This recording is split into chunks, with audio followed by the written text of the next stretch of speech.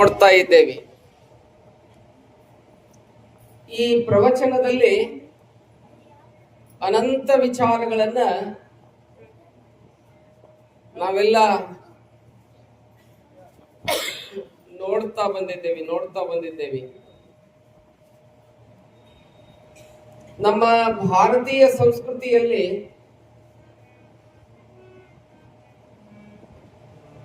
ಗೃಹಸ್ಥಾಶ್ರಮಕ್ಕೆ ಆಳ ಬೆಲೆಯನ್ನು ಕೊಟ್ಟಿದ್ದಾರೆ. ಅದಕ್ಕೆ ಧನ್ಯೋ ಗೃಹಸ್ಥಾಶ್ರಮ ಅಂತ ಹೇಳ್ಕೊಂಡ್ಬಂದ್ರು ನಮ್ಮವರು. ಈ ಜಗತ್ತಿನ ಬೆಳವಣಿಗೆಗೆ ಮೂಲ ಬೇರು ಯಾವುದಂತ ಕೇಳಿದ್ರೆ ಗೃಹಸ್ಥಾಶ್ರಮ. ಅದು ಇರ್ಲಿಲ್ಲ ಅಂದ್ರೆ ಈ ಜಗತ್ತು ಬೆಳವಣಿಗೆ ಆಗ್ತಾ ಇರ್ಲಿಲ್ಲ. ಯಾವುದೇ ಬರ್ಬೇಕು ಎಲ್ಲಿಂದ ಬರ್ತತಿ ಅಂತ ಕೇಳಿದ್ರೆ, ಹೆಂಗ ಕಾವೇರಿ ನದಿ ಹರಿಬೇಕಾರ ತಲಕಾವೇರಿ, ಕೃಷ್ಣಾ ನದಿ ಹರಿಬೇಕಾರ ಪಶ್ಚಿಮ ಘಟ್ಟ ಹೆಂಗ ಕಾರಣವೋ ಅಲ್ಲಿರ್ತಕ್ಕಂಥ ನೀರು ಹರಿದು ನದಿಯಾಗಿ ಪರಿವರ್ತನೆಯನ್ನು ಹೊಂದುತ್ತದೆ. ತಲಕಾವೇರಿಲಿ ಬಂದಂತ ನೀರು ಏನಾಗ್ತದೆ ಅಂತ ಕೇಳಿದ್ರೆ ಕಾವೇರಿ ನದಿಯಾಗಿ ಹರಿತಾ ಇದೆ. ಹಂಗ ಈ ಜಗತ್ತಿನ ಜೀವನದ ನದಿ ಹರಿಬೇಕಾದ್ರೆ ಅದಕ್ಕೆ ಮೂಲ ತಲಕಾವೇರಿ ಯಾವುದು ಅಂತ ಕೇಳಿದ್ರೆ ಒಂದು ಕುಟುಂಬ, ಸಂಸಾರ ಅಂತ ಹೇಳ್ತಾರೆ.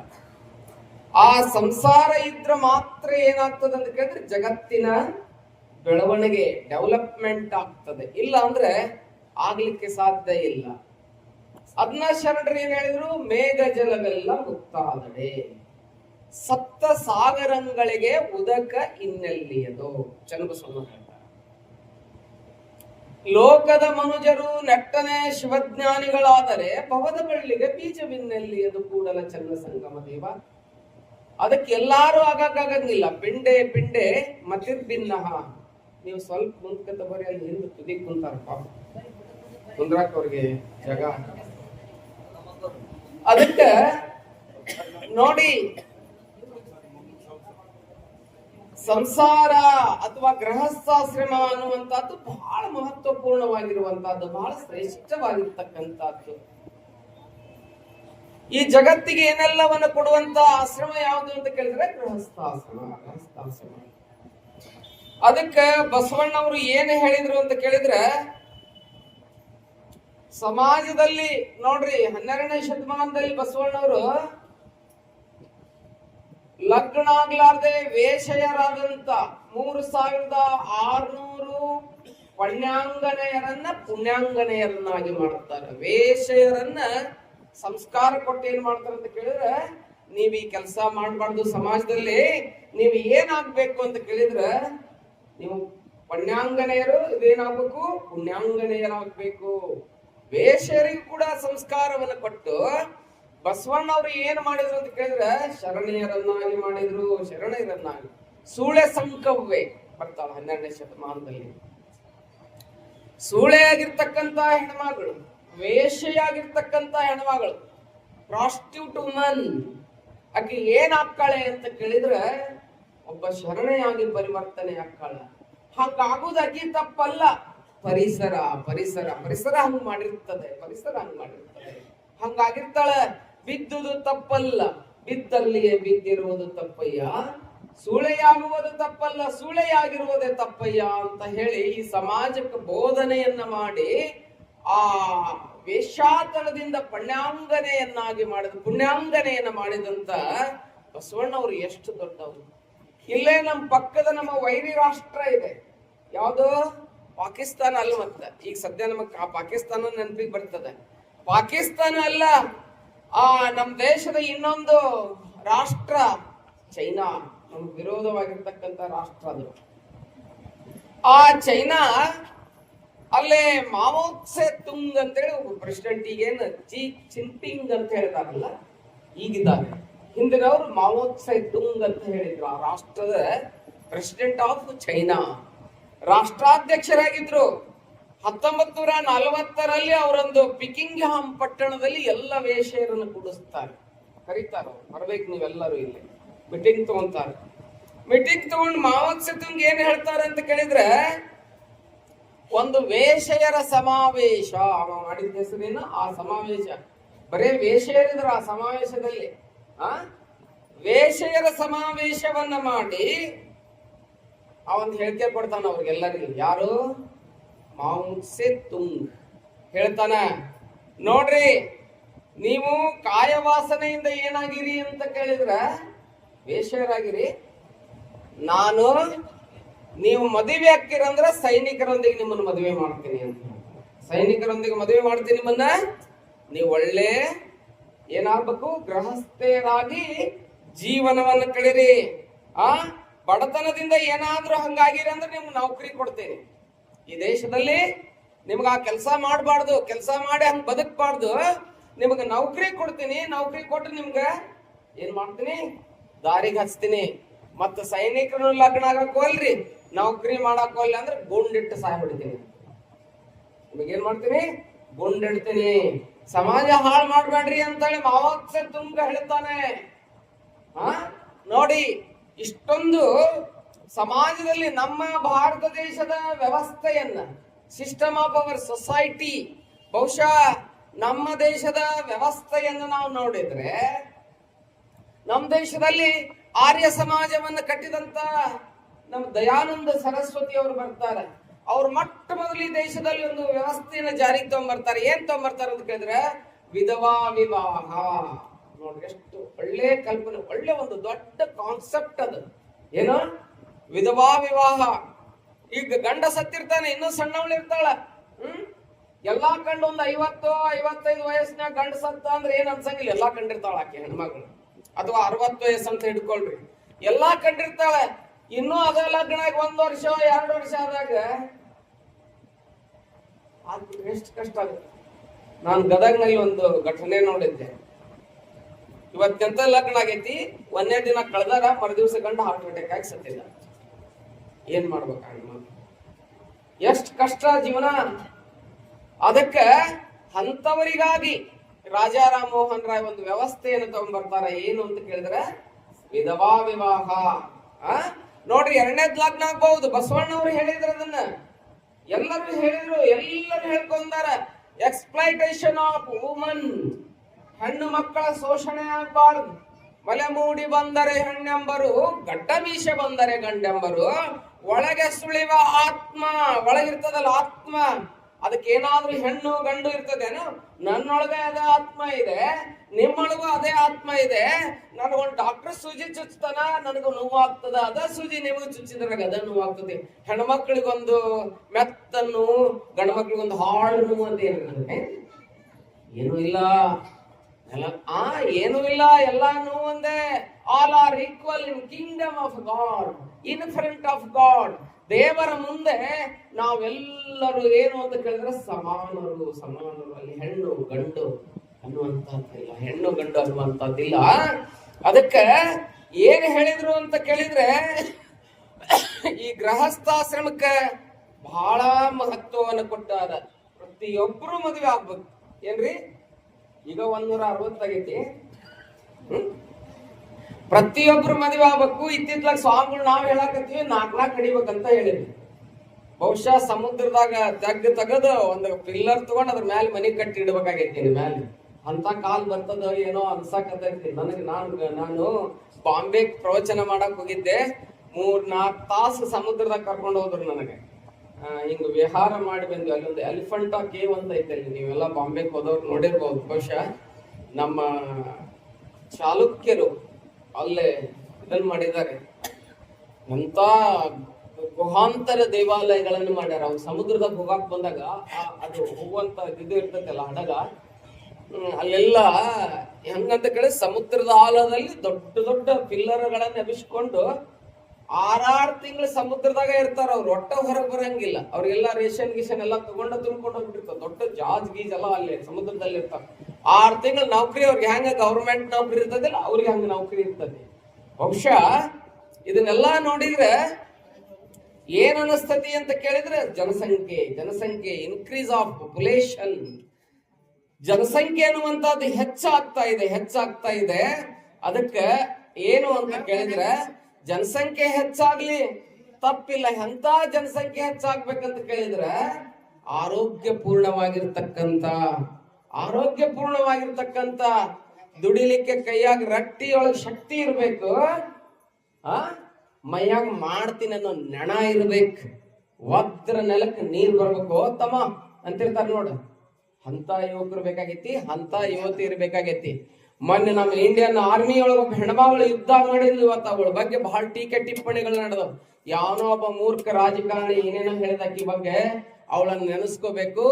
ಸೋಫಿಯಾ ಕುರೇಶಿ ಅನ್ನುವಂತ ಹೆಣ್ಮಗಳು, ಯಾವ ಹೆಣ್ಮಗಳ ಹಣೆ ಮ್ಯಾಗಿನ ಕುಂಕುಮ ಅಳಕಿಸಿದ್ರಲ್ಲ ಅದೇ ಹೆಣ್ಮಗಳು ಹೋಗಿ ಅವ್ರನ್ನ ಕೊಂದು ಬಂದ್ಲು ಅಂತ ಕೇಳಿದ್ರ ಭಾರತೀಯ ನಾರಿಯರು ಎಷ್ಟೊಂದು ಶ್ರೇಷ್ಠ, ಎಷ್ಟೊಂದು ಬಲಿಷ್ಠ. ಇವತ್ ನಮ್ ದೇಶಕ್ಕೆ ಬೇಕಾಗಿರೋದು ಎಂತ ನಾರಿಯರ್ ಅಂತ ಕೇಳಿದ್ರೆ ಯಾರ್ರೀ? ಅಂತ ನಾರಿಯರ್ ಬೇಕಾಗ, ಹೆಬ್ಬಟ್ಟು ಅಂತ ನಾರಿಯರ್ ಬೇಕಾಗ್ರ. ಕಿರಬಟ್ ನಾರಿಯರ್ ಬೇಡ ನಮ್ಗೆ, ಹೆಬ್ಬಟ್ಟಿನ ನಾರಿಯರ್ ಬೇಕಾಗ್ರ. ಒಣಕಿ ಒಬ್ಬವನಂತವ್ರು ಬೇಕಾಗ್ಯಾರ. ಕಿತ್ತೂರು ರಾಣಿ ಚೆನ್ನಮ್ಮ ಸ್ವಾತಂತ್ರ್ಯದ ಬೆಳ್ಳಿ ಚುಕ್ಕೆ 1852ರಲ್ಲಿ ಮೊಟ್ಟ ಮೊದಲು ಸ್ವತಂತ್ರದ ಕಹಳೆಯನ್ನು ಕೂಗಿದಂತ ವೀರನಾರಿ ಕರ್ನಾಟಕದಾಗ ಯಾರಾದ್ರೂ ಇದ್ರೆ ಅವಳು ಕಿತ್ತೂರಿನ ರಾಣಿ ಚೆನ್ನಮ್ಮ. ಜೀವನವನ್ನು ಥ್ರಿಲ್ ಆಗ್ತದೆ, ಬಹಳ ಥ್ರಿಲ್ ಆಗ್ತದೆ. ಅಂತ ಬದುಕನ್ನ ಕೊಟ್ಟು ಹೋಗಿರ್ತಕ್ಕಂಥವಳಕ್ಕೆ ಹೆಣ್ಮಗಳು ಬಹಳ ಅದ್ಭುತವಾದಂತ. ಇವತ್ತು ಅಂತ ಜನಸಂಖ್ಯೆ ಬೇಕಾಗಿದೆ. ನಮ್ಮ ಯುವಕರು ಚಟರಹಿತರಾಗಿರ್ತಕ್ಕಂಥ ಯುವಕರು ಬೇಕಾಗ್ಯಾರ. ನಾವು ಜೀವನದಾಗ ಏನಾದ್ರೂ ಕಳ್ಕೋಬೇಕಾದ್ರೆ ಚಟಗಳನ್ನು ಕಲ್ಕೋಬೇಕು. ಕುಡಿಯೋ ಚಟ, ಗುಟ್ಕಾ ತಿನ್ನೋದು, ಎಷ್ಟು ಚಟಗಳು ಏಂತ ನಾವು ಹೆಂಗಾಗ್ಬಿಟ್ಟಿರ್ತಾರ. ಒಂದು 18-20 ವಯಸ್ಸಿನಾಗ ಇವತ್ತಿನ ವ್ಯವಸ್ಥೆ, ಸಾಮಾಜಿಕ ವ್ಯವಸ್ಥೆಯನ್ನು ನೋಡ್ತೀವಿ. ಯಾರು ತಂದೆ ತಾಯಿ ವಯಸ್ಸಾದರಿಗೆ ಮಣ್ಣು ಕೊಡ್ಬೇಕಾಗಿರ್ತೈತೆ, ಅವ್ರನ್ನ ಚೌಕಿ ಮಟ್ಟಕ್ಕೆ ಅವ್ರು ಕರ್ಕೊಂಡ್ ಬರ್ಬೇಕಾಗಿರ್ತೈತಿ. ಇವ್ರನ್ನ ಅವ್ರು ಕರ್ಕೊಂಡ್ಬಂದು ಹೋಗ್ಯಾಕತ್ತಾರ. ಬಹಳ ಉದಾಹರಣೆಗಳು ನನ್ನ ಕಣ್ಣು ಮುಂದಾಗ್ಯಾವ, ಇಲ್ಲೆಲ್ಲ ನಾನು ನೋಡಿದ್ದೀನಿ. ಯಾಕೆ ಹಿಂಗಾಗಕತ್ತೈತಿ ಈ ಸಮಾಜದಲ್ಲಿ ಅಂತ ಕೇಳಿದ್ರೆ ಅವ್ರು ಮಾಡುವಂತ ತೂತಿಗೊಂದು ಚಟ ಮಾಡ್ತಾರೆ. ಮೊದ್ಲಿನೆಲ್ಲ ಹಿರಿಯರೆಲ್ಲ ಅಂತಿದ್ರಂತೆ ಗುರು ಬ್ರಹ್ಮ, ಗುರು ವಿಷ್ಣು, ಗುರುದೇವೋ ಮಹೇಶ್ವರ ಅಂತ ಹೇಳ್ತಿದ್ರು. ಇವತ್ತಿನ ಯುವಕರು ಏನಾಗತ್ತಾರ ಅಂತ ಕೇಳಿದ್ರೆ ಗುರು ಬ್ರಹ್ಮ ಅನ್ನಂಗಿಲ್ಲ ಅವ್ರು, ಗುಟ್ಕಾ ಬ್ರಹ್ಮ, ಸ್ಟಾರ್ ವಿಷ್ಣು, ಮಾಣಿಕ್ ಚಂದೋ ಮಹೇಶ್ವರ, ಬ್ರಾಂಡಿ ಸರಾಯ ಪರಬ್ರಹ್ಮ, ಏಡ್ಸೆ ಸಾರ್ಸೆ ನಮೋ ನಮಃ. ಏನ್ ಬಿತ್ತಿರಿ ಅದು ಬೆಳೀತದ, ನಾವೇನ್ ಮಾಡಕ್ಕಾಗತ್ತ? ಹೌದಲ್ರಿ? ಬಿತ್ತಿದ್ದನ್ನು ಬೆಳೀತಮ್ಮ, ನೀನ ಉಂಡಿದ್ದನ್ನು ಕಕ್ಕೋಬೇಕಾಗತ್ತದು. ಕಣ್ಣು ಮರೆ ಮಾಡಿ ನಾವು ಬದುಕ್ತೀವಿ ಅಂತ ಕೇಳಿದ್ರೆ ಆ ಹೆಂಗ ಬಾವಿಯೊಳಗ್ ಕಲ್ಲು ಕಟ್ಟಿ ಹೋಗದಂತ ಹೆಣವು ಕೂಡ ಒಂದ್ 3-4 ದಿವಸ ಆಗಿಂದ ಅದು ಬಾವಿ ಒಳಗಿಟ್ಕೊಳಂಗಿಲ್ಲ. ತೆಗಿ ಗಂಗೆ ದಂಡಿಗೆ ತೇಲಿಸ್ಕೊಂಡು ಬರ್ತಾಳಂತ. ಹಂಗೆ ಜೀವನ ಅನ್ನುವಂತ ಸಮುದ್ರದ ನಾವು ಕೆಟ್ಟ ಚಟ ಅನ್ನುವಂತ ಕಲ್ಲು ಕಟ್ಕೊಂಡು ಏನಾದ್ರೂ ಇಳಿದ್ವಿ ಅಂತ ಕೇಳಿದ್ರೆ ಏನಾಗ್ತದ ಅಂತ ಕೇಳಿದ್ರೆ ನಮ್ಮನ್ನು ಒಂದು ದಿವಸ ದಂಡಿಗೆ ತಂದೆ ತರ್ತೈತೆ ಜೀವನ ಅನ್ನುವಂಥದ್ದನ್ನು ಪಕ್ಕ ನೆನ್ಪಿಟ್ಕೋಬೇಕು. ರಟ್ಟಿ ತುಂಬಾ ಹೊಡಿಬೇಕು, ಇದೇನೋ ಹೊಟ್ಟೆ ತುಂಬಾ ಹೊಡಿಬೇಕು, ರಟ್ಟಿ ತುಂಬಾ ದುಡಿಬೇಕು. ಮೊದ್ಲು ಏರ್ಕುಲ ಮನೆ ಹೊಟ್ಟಿ ತುಂಬಾ ಹೊಡಿಬೇಕು. ನೋಡ್ರಿ ಎಷ್ಟು ಅದ್ಭುತ. ಅದಕ್ಕ ನಾವು ಏನ್ ಊಟ ಮಾಡ್ಬೇಕು ಬೆಳಿಗ್ಗೆ ಅಂತ ಕೇಳಿದ್ರೆ ನಾವು ಗುಟ್ಕಾ ತಿನ್ನೋದಲ್ಲ, ಚಹಾ ಕುಡಿದಲ್ಲ. ಏನ್ ಮಾಡ್ಬೇಕು? ಚಾ ನಮ್ದಿತ್ತನ ಇಂಡಿಯನ್ ಕಲ್ಚರ್, ನಮ್ ಚಾದಲ್ಲ ನಮ್ ಕಲ್ಚರ್. ನಾವ್ ಎಂದೂ ನಮ್ಮ ಹಿರಿಯರು ಒಂದು 300 ವರ್ಷದಿಂದ ಹೋದ್ರೆ ಯಾರು ಚಾ ಕುಡಿತಿದ್ದಿಲ್ಲ, ಎಳ್ನೀರ್ ಕುಡಿತಿದ್ರು, ಮಜ್ಜಿಗೆ ಕುಡಿತಿದ್ರು. ಇವತ್ ನಾವು ಎದ್ದು ಗುಟ್ಲೆ ಮಾತೃದೇವೋಭವ ಅಲ್ಲ, ಚಹಾ ದೇವೋಭವ. ನೋಡ್ರಿ ಹುಡುಗ ಹೆಂಗ್ ಹೇಳ್ತಾನೆ, ಚಹಾ ಕೊಡ್ಲಿಲ್ಲ ಅಂದ್ರೆ ಸಲಾಪುರದಿಂದ ಬಂದಿ ಎಂಪ ನೀನ. ಹೌದಾ? ನೋಡಿ, ಚಹಾ ದೇವೋಭವ, ಬೆಡ್ ಟೀ ದೇವೋಭವ. ನೋಡಿ ಎಷ್ಟು ಅದ್ಭುತ ಇದೆ. ಎಲ್ಲಿ ಬಂದಿದೆ ನಮ್ಮ ಪರಿಸ್ಥಿತಿ? ಹಿಂದ ಕುಂಕುಮ ಸೌಭಾಗ್ಯವತಿ ಭವ ಅಂತಿದ್ರು, ತಿಕ್ಳಿ ಸೌಭಾಗ್ಯವತಿ ಭವ ಬಂದು ಎಲ್ಲಾದ್ರೂ ಏನಾಗಿದೆ ಅಂತ ಕೇಳಿದ್ರೆ ಬಹಳ ಬದಲಾವಣೆ ಆಗಿದೆ. ಯಾಕೆ ಇದನ್ನ ಹೇಳಾಕತ್ತೀನಿ ಅಂತ ಕೇಳಿದ್ರೆ, ಇಂಥ ಹೊತ್ತಿನಾಗ ನಿಮ್ ತಾಯಂದ್ರಿಗೆ ನಾನು ಒತ್ತಿ ಯಾಕೆ ಹೇಳ್ತೀನಿ ಅಂತ ಕೇಳಿದ್ರೆ, ನೀವು ಬೆಳಿಗ್ಗೆ ಒಂದು ಬಗೋಣಿ ಚಾ ಮಾಡ್ಬೇಡ್ರಿ ಮನ್ಯಾಗ, ದಯವಿಟ್ಟು ಕೊಡ್ಬೇಡ್ರಿ. ರಾಗಿ ಗಂಜಿ ಕೊಡ್ರಿ ಅವ್ರಿಗೆ, ಮಕ್ಕಳಿಗೆ ರಾಗಿ ಗಂಜಿ ಕುಡಿಸ್ರಿ, ಹುರುಳಿ ಗಂಜಿ ಕುಡಿಸ್ರಿ ಅವ್ರಿಗೆ. ಕೊಡ್ಬೇಡ್ರಿ, ಅದನ್ನ ಕೊಡ್ಬೇಡ್ರಿ, ಚಾ ಕೊಡ್ಬೇಡ್ರಿ. ಚಾ ಕುಡಿ ಚಟ ಚಲೋ ಅಲ್ಲ. ಅದಕ್ಕ ನಾನು ಇದನ್ನೆಲ್ಲ ಯಾಕೆ ಹೇಳಾಕತ್ತೀನಿ ಅಂತ ಕೇಳಿದ್ರೆ, ನಮ್ಮ ಸಮೃದ್ಧ ರಾಷ್ಟ್ರವನ್ನು ಕಟ್ಟಬೇಕಾಗ್ಯದ. ಇವತ್ ಚಾ ಕುಡಿದು ತಟ್ಟಕ್ಕೆ ಹೋಗ್ಲಿ, ಹೊತ್ತು ಮುಳುಗ್ ಸೆರೆಸ್ ಕುಡಿಯೋರು ಜಾಸ್ತಿ ಆಗ್ಬಿಟ್ಟಾರೆ. ಕುಡಿಯಾಕ ನೀರ್ ಸಿಗೋಲ್ವು, ನೀರಾದ ಅಂಗಡಿಯಾರ ಆಲ್ಮೇಲೆ ತುಂಬಾ ಆಗಕತ್ತವ. ಎಲ್ಲಾ ಊರಾಗ ನೋಡಿರ್ಬೇಕಾರೆ ಪರ್ಮಿಷನ್ ಮೊದ್ಲ ಕೊಟ್ಬಿಟ್ಟಿರ್ತಾರ ಅವ್. ಅದಕ್ಕೆ ಯಾಕೆ ಉಳಿತೈತಿ? ಹಣೆ ಮ್ಯಾಗಿನ ಕುಂಕುಮ ಯಾಕೆ ಉಳಿತೈತಿ? ಕೊಳ್ಳಂತಾಳಿ ಹುಳಿ ಅಂದ್ರೆ ಯಾಕೆ ಉಳಿತೈತಿ? ನಮ್ಮ ಅಜ್ಜಿ ಮಾಡ್ತಿದ್ದ ರೊಟ್ಟಿ, ನಮ್ಮ ಅಜ್ಜ ಆಗಿದ್ದ ತಿಂದು ಜಗಜ್ಜಟ್ಟಿ. ನಮ್ಮ ಅವ್ವ ಮಾಡ್ತಾಳ ಇಡ್ಲಿ ವಡ ಸಾಂಬಾರ್, ನಾವೆಲ್ಲ ತಿಂದಾಗಿವಿ ಪ್ಲಾಸ್ಟಿಕ್ ವಡ. ಏನಾಗಿವಿ? ಇಲ್ಲಾಗತ್ತದ ಬಾಡಿ. ಯಾವ್ದು ಗಟ್ಟಿತನ ಅನ್ನುವಂಥದ್ದು ಬಹಳ ಮಹತ್ವಪೂರ್ಣವಾಗಿರುವಂತಹದ್ದು, ಬಹಳ ಮಹತ್ವ ಪಡೆಯುವಂತಹದ್ದು. ಅಂತ ಸಂಸ್ಕಾರವನ್ನ ಯಾರು ಹೊಂದಾಕತ್ತಾರ ಇಲ್ಲಿ ಅಂತ ಕೇಳಿದ್ರೆ, ಯಾರು ಪಡ್ಯಾಕತ್ತಾರ ಅಂತ ಕೇಳಿದ್ರೆ, ಶರಣ ಬಸಪ್ಪನವರು ಅಂತ ದಷ್ಟು ಪುಷ್ಟ ಯುವಕ ಆಗಿದ್ದಾನೆ. ನೋಡ್ಲಿಕ್ಕೆ ಸ್ಫುರದ್ರೂಪಿಯಾಗಿದ್ದಾನೆ. ಕಣ್ಣಿನಲ್ಲಿ ಕಳೆ, ಮುಖದಲ್ಲಿ ಕಳೆ. ಚಟ ಮಾಡಿ ಗುಟ್ಕಾ ತಿಂದು ಉಗುಳಿ ಅವ ಮಾಣಿಕ್ ಚಂದ್ ಬಾಂಬೆದಾಗ ಏರ್ ಕಂಡೀಷನ್ ರೂಮ್ ನ ಮಕ್ಕೊಂಡನ, ಇವತ್ತಿಂದ ಗಟ್ಟರ ದಂಡಿ ನೋಡ್ಕೊಂಡಾನ. ವಿಚಿತ್ರ ಅಂದ್ರೆ ಈ ದೇಶದಲ್ಲಿ ಏನು ಅಂತ ಕೇಳಿದ್ರೆ, ಚಟ ಮಾಡಿದವರು ಎಲ್ಲಿ ಮಕ್ಕೊಂಡಿರ್ತಾರೆ? ಬೆಡ್ ಮ್ಯಾಗ ಮಕ್ಕೊಂಡಿರ್ತಾರೆ. ಅವನು ಹೋಗಿ ಕೇಳ್ರಿ ನೀವು, ಒಂದು ಗುಟ್ಕಾ ಹೊಳ ತಿಂದಿರಂಗಿಲ್ಲ, ಒಂದು ಗುಟ್ಕಾ ಕೆಟ್ಟ ಚಟಗಳನ್ನ ಮಾಡಿರಂಗಿಲ್ಲ. ನಾವು ಬಾಯ ಹಾಕೊಂತೀವಿ. ನೀವೇನಾರ ಈ ಪುರಾಣ ಕೇಳಿರ ಅಂದ್ರೆ ಒಂದು 15 ದಿವಸ 20 ದಿವಸದಾಗ 28ಕ್ಕೆ ಪುರಾಣ ಮುಗಿತೈತಿ. ಯಾರ್ಯಾರು ತಿಂತೀರಿ ಬಿಡ್ತೀರಿ ಅಂದ್ರೆ ಶರಣ ಬಸಪ್ಪ ಕಾಣಿಕೆ ಅದು ಏನು ಕೊಡಬೇಡ್ರಿ, ನಿಮ್ ಗುಟ್ಕಾ ಚೀಟಿಲಿ ಇಟ್ಟು ನಮಸ್ಕಾರ ಮಾಡ್ಬಿಡ್ರಿ, ನಿಮ್ ಜೀವನ ಉದ್ಧಾರ ಆಗ್ತದೆ ಅಂತ ಹೇಳಕ್ ಇಷ್ಟಪಡ್ತೀನಿ. ನಾನು ನಮ್ಮ ಯುವಕರಿಗೆ ನಾನು ವಿನಂತಿಯನ್ನು ಮಾಡ್ಕೊಂತೀನಿ, ಕೈ ಮುಗಿದು ವಿನಂತಿ ಮಾಡ್ಕೊಂತೀನಿ. ಹಿಂಗಲ್ಲ, ನನ್ನ ವಿನಂತಿ ಇದೆ. ಅದಕ್ಕ ಏನಾದ್ರೂ ಬಿಡಿದ್ರಿ, ತಂಬಾಕ್ ಬಿಡ್ರಿ, ಗುಟ್ಕಾ ಬಿಡ್ರಿ, ಎಲ್ಲಾ ಬಿಡ್ರಿ, ಸೆರೆ ಬಿಡ್ರಿ. ನಾವು ಇವನ್ ಮಾತು ಬಿಡಂಗಿಲ್ಲ, ಕಟ್ಕೊಂಡು ಹೆಂಡತಿ ಬಿಡ್ತೀವಿ ಹೊರತು ಇವನ್ ಬಿಡಂಗಿಲ್ಲ ಅಂತೇಳಿ ಅವ್ರು ಅನ್ನಕತ್ತಾರ. ಎಲ್ಲಿ ಅದಕ್ಕ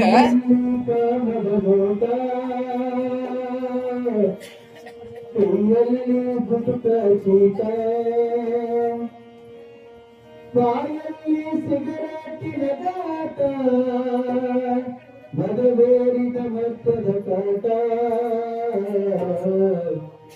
ಆಗಾಗ ಪರಸತಿ ಕೂಟ ಕಣ್ಣಲ್ಲಿ ಕಾಮದ ನೋಟ ಕೈಯಲ್ಲಿ ಗುಟಕ ಚೀಟ ಕಣ್ಣಲ್ಲಿ ಕಾಮದ ನೋಟ ಕೈಯಲ್ಲಿ ಗುಟಕ ಚೀಟ ಸಿಗರೇಟಿನ ಕಾಟ ಸಿಗರೇಟಿನ ಕಾಟ ಮದುವೇರಿದ ಮಧ್ಯದ ಕಾಟ ಆಗಾಗ ಪರಸತಿ ಕೂಟ ನವಯುಗದ ಪರಿಪಾಠ ಕಣ್ಣಲ್ಲಿ ಕಾಮದ ನೋಟ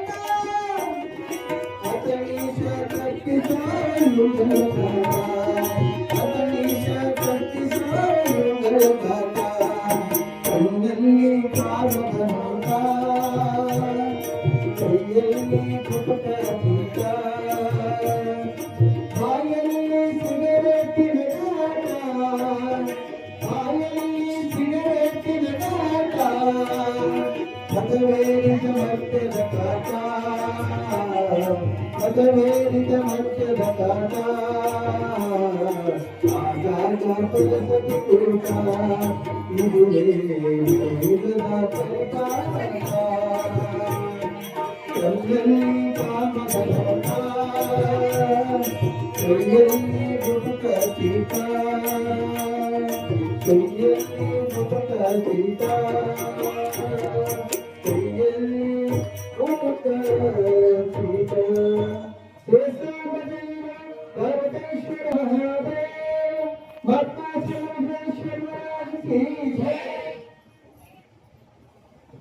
ನೋಡ್ರಿ ಅಥಣಿ ಪ್ರಭು ಚನ್ನಬಸವ ಸ್ವಾಮಿಗಳು ಈ ವಚನ ಬರೀತಾರೆ. ಕೈಯಲ್ಲಿ ಗುಟ್ಕಾ ಚೀಟ, ಕಣ್ಣಲ್ಲಿ ಕಾಮದ ನೋಟ.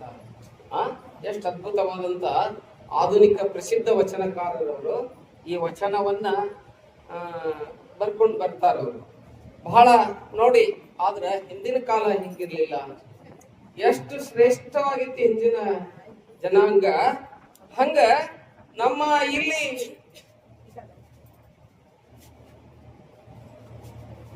ಶರಣಬಸಪ್ಪ ಹೆಂಗಿದ್ದ ಅಂತ ಕೇಳಿದ್ರೆ ಸ್ಫುರದ್ರೂಪಿ ಯುವಕ ಆಗಿದ್ದ.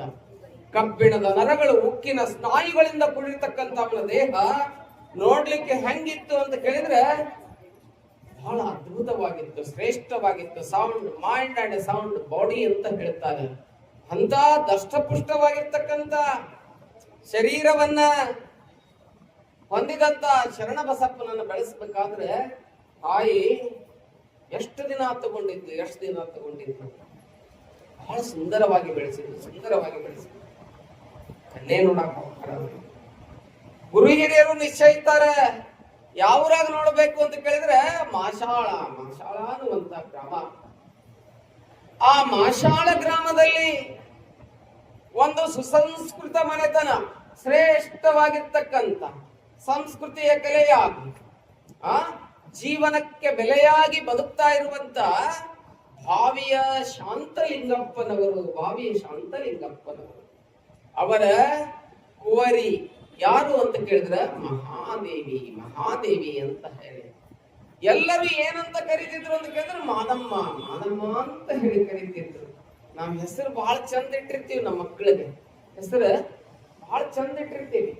ಕರೆಯೋದು ರಾಘವೇಂದ್ರ ಅಂತ ಹೆಸರಿಟ್ಟಿರ್ತೀವಿ. ಕರೆಯೋದು ರಾಗ್ಯ, ಬಸವರಾಜ, ಏನ್ ಕರೆಯೋದು? ಪ್ರೇಮ ಕರೆ ಹೆಸರು ಅಮ್ಮಿ. ಏನ್ ಕಡಿಮೆ ಆಗೈತಿ? ಕರೆಯೋದು ಕಡಿಮೆ ಆಗೈತಿ ಅಷ್ಟೇ. ಆಶಾ ಕೈ ಹಿಡ್ದವ ನಿರಾಶಾ. ಬಹಳ ಮಜಾ ಇರ್ತಾವ. ನೋಡ್ರಿ, ಹೆಸರು ಬಹಳ ಚಲೋ ಇಟ್ಟಿರ್ತೀವಿ, ಕರೆಯೋದು ಹೆಂಗಾರ ಕರೀತಾ ಇರ್ತೀವಿ. ಇರ್ಲಿ, ಹಾಗಿಲ್ಲಿ ಶರಣಬಸವ ಕನ್ಯೆ ನೋಡಕ್ ಹೋಗಿದ್ದ. ಯಾರ ಮನೆಗೆ ಹೋಗಿದ್ದ ಅಂತ ಕೇಳಿದ್ರೆ ಆದೈನವರು, ಮಡಿಯಮ್ಮನವ್ರು ಎಲ್ಲಿ ಕರ್ಕೊಂಡು ಹೋಗಿದ್ರು ಅಂತ ಕೇಳಿದ್ರೆ ಭಾವಿಯ ಶಾಂತಲಿಂಗಪ್ಪನವರ ಮನೆ. ಸಂಸ್ಕಾರ ಸಂಸ್ಕೃತಿ ಅನ್ನುವಂತ ಕೀಲನ್ನ ಜೀವನ ಅನ್ನುವಂತ ಬಂಡೆಗೆ ಹಾಕೊಂಡಿದ್ರು. ದೊಡ್ಡ ಮನೆ ಇರ್ಲಿ, ಅರಮನೆ ಇರ್ಲಿ, ಅಲ್ಲಿ ಏನಿರ್ಲಿ ಅಂತ ಕೇಳಿದ್ರೆ ಅದ್ರ ಒಂದು ಗುರು ಮನೆ ಇರ್ಲಿ, ಸಂಸ್ಕಾರ ಅನ್ನೋ ಗುರು ಮನೆ ಇರ್ಲಿ. ನೀ ಅರಮನೆ ಕಟ್ಟಿಯೋ ಮರ, ಬಹಳ ದೊಡ್ಡ ಮನೆ ಕಟ್ಟಿದೀನಿ, 10 ಕೋಟಿ ಮನೆ ಕಟ್ಟಿದಿ, ನೀನ್ ಮನ್ಯಾಗ ಸಂಸ್ಕಾರ ಇಲ್ಲ ಅಂದ್ರೆ ತಗೊಂಡು ಏನ್ ಮಾಡೋದು? ಮನೆಗೆ ಏನ್ ಬೆಲೆ ಇರ್ತದೆ? ಸಂಸ್ಕಾರ, ಕಲ್ಚರ್, ಸಂಸ್ಕೃತಿ. ಇಲ್ಲೊಂದು ನನ್ನ ಮುಂದೆ ಒಂದು ಮೈಕ್ ಇಟ್ಟಾರೆ. ಈ ಮೈಕ್ ಹಿಂಗ ಇರ್ಲಿಲ್ಲ, ಈ ಸ್ಟ್ಯಾಂಡ್ ಹಿಂಗ ಇರ್ಲಿಲ್ಲ, ಈ ಮೊಬೈಲ್ ಹಿಂಗ ಇರ್ಲಿಲ್ಲ. ಯಾವ್ದ್ರ ಚೌಳಿಕಾಯಿ, ಬೆಂಡಿಕಾಯಿ, ಕುಂಬಳಕಾಯಿ ಹಂಗಾಗಿಲ್ಲ. ಏನೋ ಇದೊಂದು ಎಲ್ಲೋ ಗುಡ್ದಾಗ ಒಂದು ಮ್ಯಾಂಗ್ನೀಸ್ ಕಲ್ಲಾಗಿತ್ತು, ಐರನ್ ಓರ್ ಆಗಿತ್ತು. ಅದನ್ನ ತಗೊಂಡು ಬಂದು ಮುಕ್ಕುಂದು, ಜಿಂದಾಲು, ಕಿರ್ಲಸ್ಕರ್ದಾಗ ಹಾಕಿದ್ರು.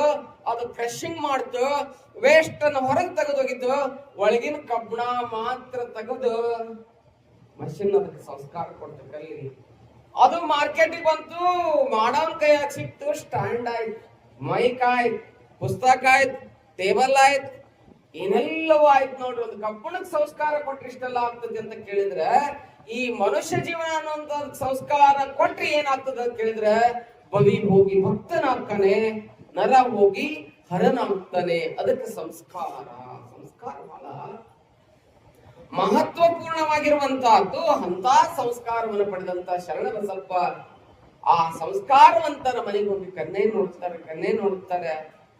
ಕನ್ನೆ ನೋಡಿದ ಬಹಳ ಪಾಸ್ ಅನಿಸ್ತದೆ ಎಲ್ಲರಿಗೂ. 12ನೇ ಶತಮಾನದಲ್ಲಿ ಆದ್ಯ ವಚನಕಾರರಾಗಿರ್ತಕ್ಕಂಥ ಜೇಡರ ದಾಶಿಮಾರಿಯರು ಕನ್ನೆ ನೋಡಕ್ ಹೋಗ್ತಾರೆ. ದುಗ್ಗಳೆಯನ್ನು ಮಾಡ್ಕೋಬೇಕಾಗಿರ್ತದೆ. ನೀವು ವರ ನೋಡ್ಬೇಕಾದ್ರೆ, ಕನ್ನೆ ನೋಡ್ಬೇಕಾದ್ರೆ ಬಹಳ ಹುಷಾರಿಂದ ನೋಡ್ಬೇಕು. ಕೈ ನೋಡ್ಬಾರ್ದು. ಏನ್ ನೋಡ್ಬೇಕ್ರಿ? ಪಂಚಾಂಗ ನೋಡ್ಬಾರ್ದು, ರಾಶಿ ನೋಡ್ಬಾರ್ದು. ಆ ಯಾವ್ದ್ ನೋಡ್ಬೇಕು? ಎಮ್ಮವರು ಬೆಸಗಂಡರೆ ಶುಭ ಲಗ್ನವೆನ್ನಿರಯ್ಯ.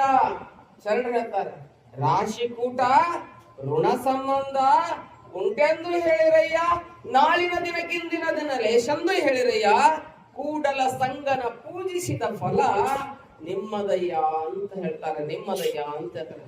ಆ ಏರ್ ಕೂಲರ್ ಚಲೋ ಮಾಡ್ರಿ, ಚಲೋ ಚಲೋ ಗಾಳಿ ನೋಡಿ.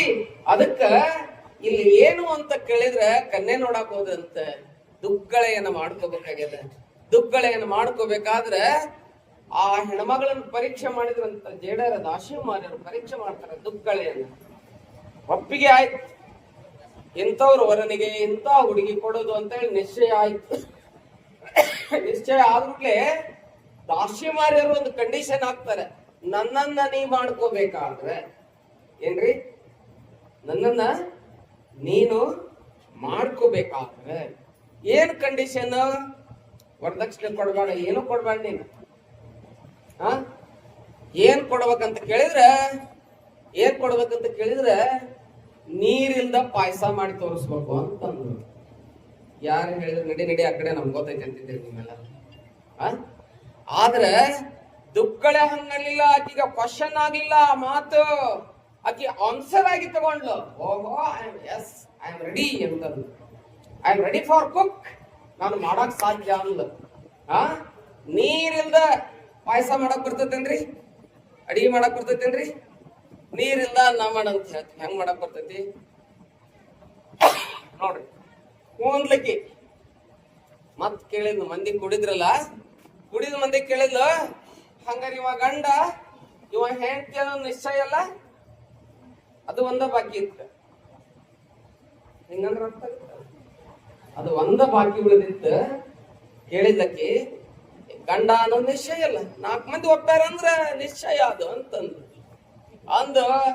ಆಕಿ ಏನ್ ಮಾಡಿಲ್ಲ ಅಂತ ಕೇಳಿದ್ರೆ, ತಾಳಿ ಕಟ್ಟೋಕಿನ ಮೊದ್ಲ ಗಂಡ ಅಂತ ತಿಳ್ಕೊಂಡು ನಿಶ್ಚಯ ಮಾಡಿ, marriage is made in heaven ಅಂತ ಹೇಳ್ತಾರೆ. ಲಗ್ನ ಅನ್ನುವಂಥದ್ದು ಸ್ವರ್ಗದಲ್ಲಿ ಆಗಿರ್ತದಂತ. ಆಯ್ತು, ಈಗ 4 ಮಂದಿ ನಿಶ್ಚಯ ಮಾಡ್ಯಾರ, ಆಯ್ತು ಅಂತ ಹೇಳಿ ಏನ್ ಮಾಡಿದೆ ಅಂತ ಕೇಳಿದ್ರೆ, ಹಂಗಾರ ನಾನು ನೀರು ಹಾಕ್ಲಾರ್ದ ಪಾಯಸ ಮಾಡ್ತೀನಿ. ಏ ತಂಗಿ ಸುಮ್ನ ಕೂತ್ಕೊಳ್ಳಿ, ನೀರು ಹಾಕ್ಲಾರ್ದ ಪಾಯಸ ಮಾಡ್ತೀನಿ ಅಂತ ಹೇಳಿ ಗಂಡನ ಕುರ್ಚಿ ಮೇಲೆ ಕುಂದ್ರಿಸಿದ್ಲು. ಗಂಡ ಆಗೇ ಬಿಟ್ಟಿದ್ನಲ್ಲಿ, ಭಾವಿ ಗಂಡ. ಭಾವಿ ಗಂಡನ ಕುರ್ಚಿ ಮೇಲೆ ಕುಂದ್ರಿಸಿದ್ಲು. ಬಡ ಬಡ ಏನ್ ಮಾಡಿದ್ ಅಂತ ಕೇಳಿದ್ರೆ, ಒಳಗ್ ಹೋಗಿ ಒಂದು ಗಂಗಾಳ ತಗೊಂಬಂದ. ಗಂಗಾಳ ತಗೊಂಬಂದು ಒಂದ್ ಚಗಿ ನೀರ್ ತಗೊಂಬಂದ್ ಮಡಿ ಕೊಡ್ದನು. ತಗೊಂಬಂದು ಏನ್ ಮಾಡಿದ ಅಂತ ಕೇಳಿದ್ರೆ, ಅವ್ನ ಏನ್ ಕುಂದ್ರಿಸಿದ್ಲು, ದಾಶಿಮಾರ್ಯನನ್ನ ಕುರ್ಚಿ ಮೇಲೆ ಕುಂದ್ರಿಸಿದ್ಲು. ಮುಂದೆ ಪಾದ ಹಿಡ್ಕೊಂಡು ಸ್ವಚ್ಛಗ ಆ ಪಾದ ತೊಳೆದ್ಲು. ಸಂಸ್ಕಾರ ಇದೆ, ನೀರಿಗೆ ಸಂಸ್ಕಾರ ಕೊಟ್ಟು ಪಾದೋದಕ್ಕೆ ಹಾಕೋದು, ಹೌದಲ್ಲ? ಪಾದ ತೊಳ್ಕೊಂಡ್ಲು. ನೋಡ, ನೀ ಗಂಡ, ನಾ ಹೆಂಡತಿ ಇನ್ನೂ ಆಗಿಲ್ಲ, ಆಗುದ ಅಧಿಕೃತೈತಿ, ಸೀಲ್ ಒಂದ ಹಾಕುದೈತಿ, ಇರ್ಲಿ, ಆಗಿವಿಲ್ಲ, ಒಳಗಾಗಿವಲ್ಲ. ಮನ ಮನ ಕೂಡಿದರೆ ಪ್ರೇಮ, ಭಾವ ಭಾವ ಕೂಡಿದರೆ ಯೋಗ, ಹೌದಲ್ಲ? ಹಂಗ ಕೂಡಿವಿ, ಆಯ್ತು, ನಿಶ್ಚಯ ಮಾಡ್ಯಾರ, ನಿನ್ ಪಾದ ತೊಳೆದಿನಿ, ನೀರ್ ಹೋಗಿ ಪಾದೋದಕ್ಕಾಯ್ತು. ಆ ಪಾದೋದಕ್ಕೆ ಹೋಯ್ತು, ಒಳಗ್ ಹಾಕಿರ್ಲಂತ, ಪಾಯಸ ಮಾಡಿ ಕೊಡ್ಲಂತ ಗಂಡ. ವಾಟೆ ಬಹಳ ಸಂತೋಷ ಆಯ್ತು ದಾಶಿಮಾರ್ಯರಿಗೆ.